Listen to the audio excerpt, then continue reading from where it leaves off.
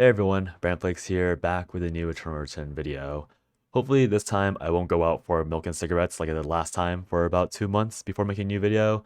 I'll try to do semi-consistent videos. I'll be trying to stream every day from around 6 p.m. until midnight or whenever I tilt out of my mind. I don't know if I'll be playing Eternal Return every time, but I'll be trying to do my best to remain consistent and having videos come out around a daily schedule as well, or about as often as I play. I'm gonna not try to force myself to do daily streams and videos. I just wanna, because I still want to do other things like other hobbies, but I do want to make sure that this is constantly going, just because now I have the time and mental availability for it. The reason why I stopped making YouTube videos to begin with was because I kind of burned out from my job and everything, and then I mental booms, quit my job, trying to find what else I want to do with my life, and YouTube. I don't think I want to make YouTube content in my life, but I do really enjoy YouTube. Like the content creation part and interacting with everyone in the comments has always been fun. And so while I'm trying to decide what to do, I'll be trying to make videos for everyone else as well. So yeah. I hope you guys enjoy the video of the overtuned and super healing immortal Garnet. Uh, Obviously, she's been nerfed since then, so you won't quite get the same mileage that I'm getting in this video if you play her now. But with all that said, I'll see you guys in about 10 seconds, and yeah, have a good one. See ya. You wanted to know which planet was causing your suffering? How about Earth? Hey everyone, Brandon Flakes here. Oh, I think I already did that in the intro, didn't I? I'm still kind of not used to doing the intro stuff just because this is going to be the first recorded video I'm doing with the intro thing, so forgive me if I'm repeating myself from the intro to now. I did end up re-recording this because the game audio was horrifically balanced with my audio, so I'll have to tune both of those down, or rather the game audio down so my voice doesn't drown out, so apologies for no in-game audio. Although I was curious about how you guys felt about in-game audio. Like, do you guys care if you hear the sound effects, the character voices, the ambient audio in the game, or would you rather just listen to music in the background? I still need to find a playlist that suits me for music, but whatever. You guys probably don't care about that too much. Anyways, getting into the actual game. So I'll show on screen my Garnet route, my augments, my build, and my upgrade choices. You'll notice that I'm running Sentinel instead of something like Bitter Retribution or Healing Drone, and that's purely because Sentinel is a very good brain off augment. I think there is a very, very good argument that Bitter Retribution is just better in every way possible. But because of the recent nerfs to Garnet, where her sustainability and her general damage output was lowered a lot, I think you really have to lean into one or the other. So if you're going builds that involve stuff like Astro Helmet and more DPS focused things, then you might be better off going Bitter Retribution. But if you're going full tank and you're having a lot of defense stacked, then I think Sentinel is still pretty strong just because your shield will gain a lot of value over time. Obviously, Bitter Retribution gives you more burst, Sentinel gives you more defenses, so you just choose which option you want to prefer the most. I do think that Garnet is very, very distinctly going to be a tank character. I think playing her with mostly amp items is a huge mistake because her ratios are honestly quite terrible. I think one charge Nikki Q or Abigail's Q on repeat heavily outdamages any of Garnet's scaling, so I think if you want her to play her as a mage, I think you're playing the wrong character. I do think she is relegated to being a tank just because of how all in her nature is, and the fact that she has no true escape, meaning that once you're in, and you kind of just have to be beat on and beat on others until one or the other party is completely gone. With all that said, this game is going to be from before the hotfix, so take all the fights with a grain of salt. I probably won't bother narrating over the fights that much just because I don't think they're that interesting.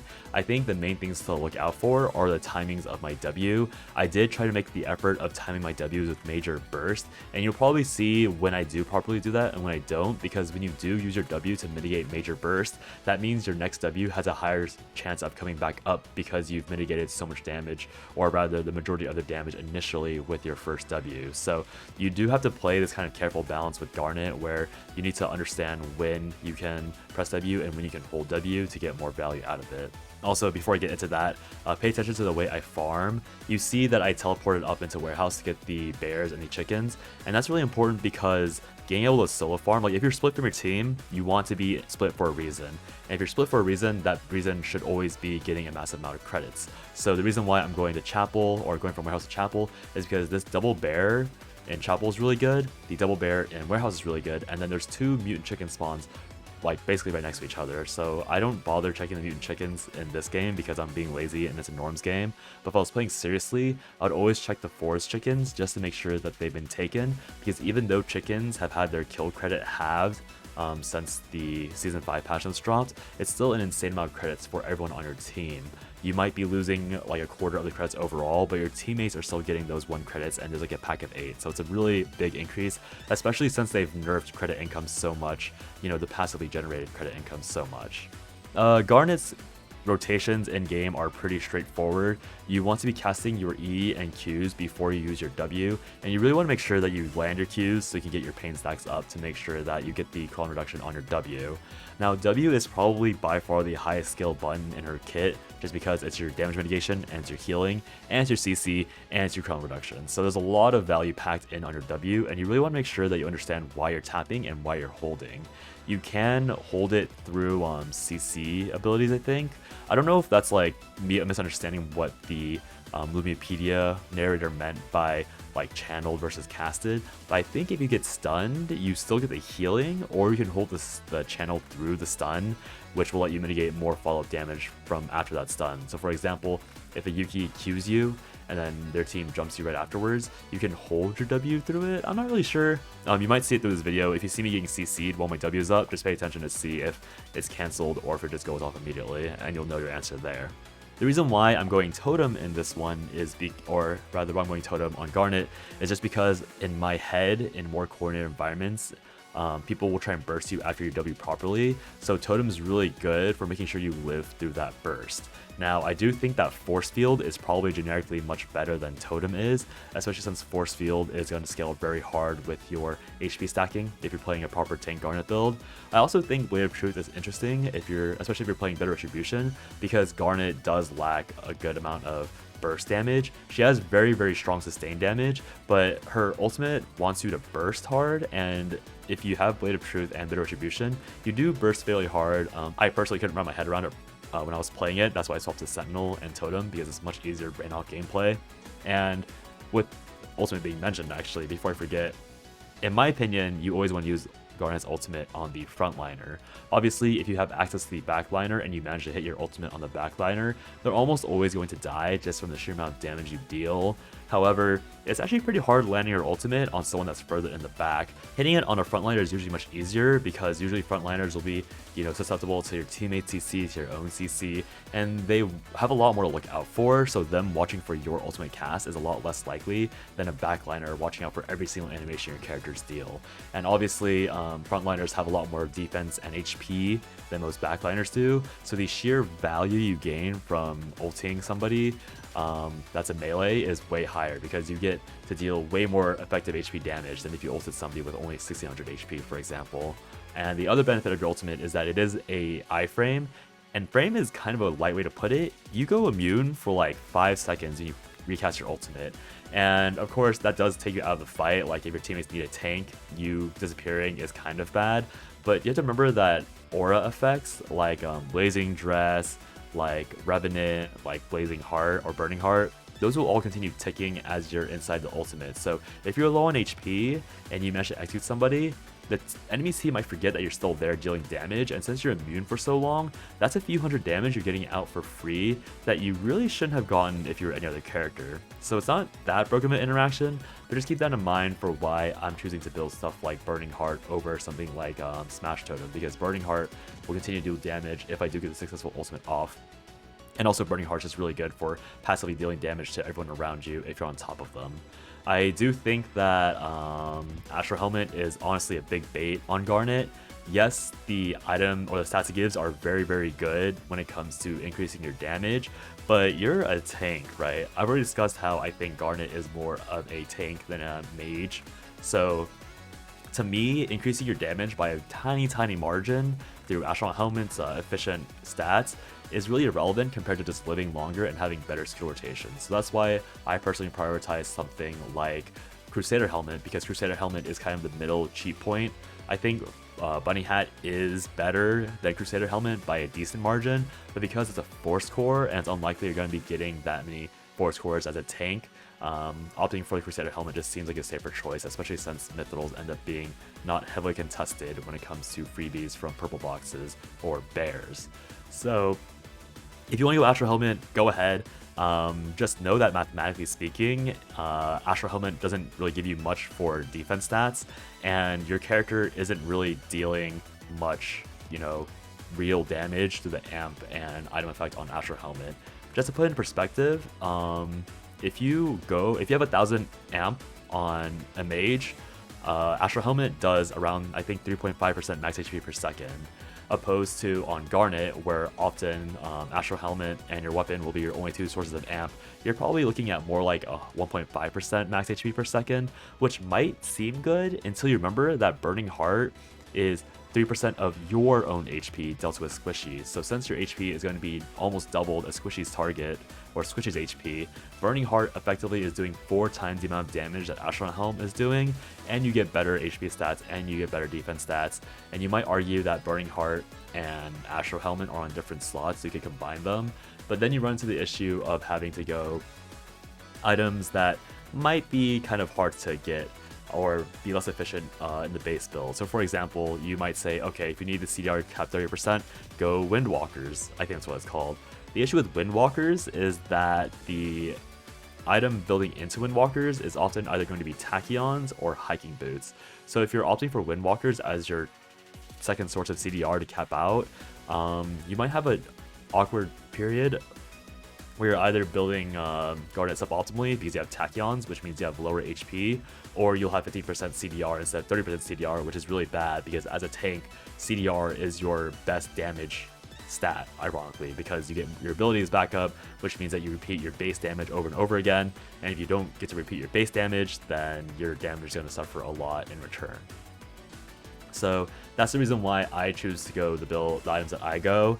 And I know that if you watch other Garnets, they might all prioritize Astro Helmet, but I must insist that I do believe that it is pretty suboptimal compared to other items you can go on the character.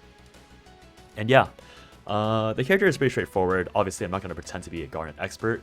Garnet's been out for like barely 3 days, and I've played just like 3 games on her at most.